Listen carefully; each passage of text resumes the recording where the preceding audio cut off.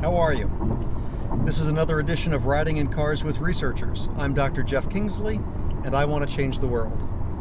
We are doing a two-part series on change in the world. In this episode, what we're going to talk about is high-quality research protocols that go off the tracks. Sometimes there's great research that actually doesn't produce the result we wanted to find. It doesn't give us the answer that we sought simply because of the inefficiencies we're faced with in research today. So let's talk about an example of that just happened about 2 months ago. Cardiac stents. Cardiac stents are collapsible straws that you can put inside of an artery, and when you expand it open, it holds that artery wider so that you can improve blood flow to the cardiac muscle, the heart muscle that so desperately needs it.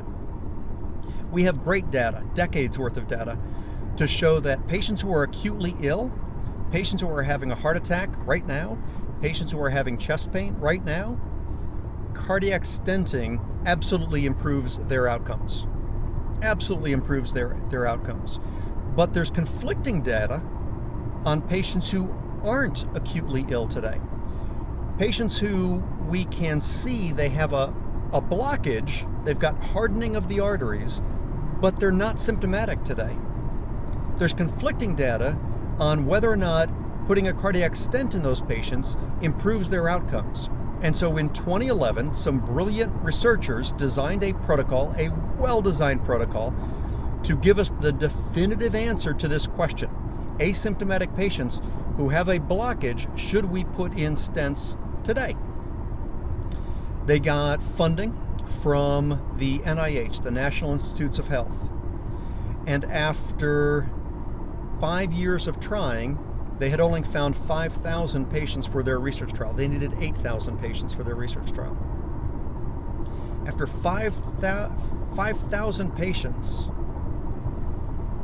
they had to change their research protocol. They were looking for patients that are all over the US.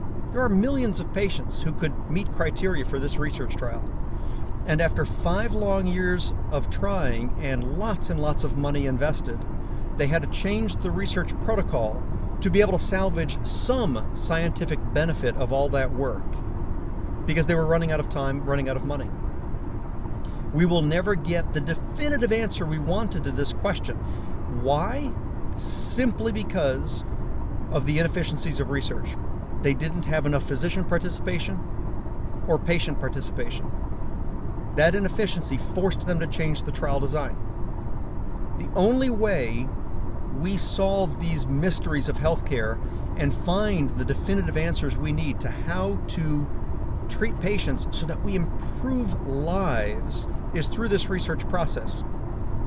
And here's a perfect example of a trial that was well designed and went off the rails, not because of the design, not because there aren't enough patients in the US to meet criteria, but because of the inefficiencies that we fight every single day in the research world.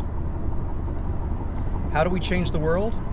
By getting these answers. How do we get these answers? By improving the research trial process. That excites me. That's what I want to do. And I can't change the world by myself. But you know what? If all of us try, we can. We can change the world. If all of us try, we can change patient lives across the entire planet for the better. You want to help me change the world? If so, jump in the car. Let's go for a ride. See ya.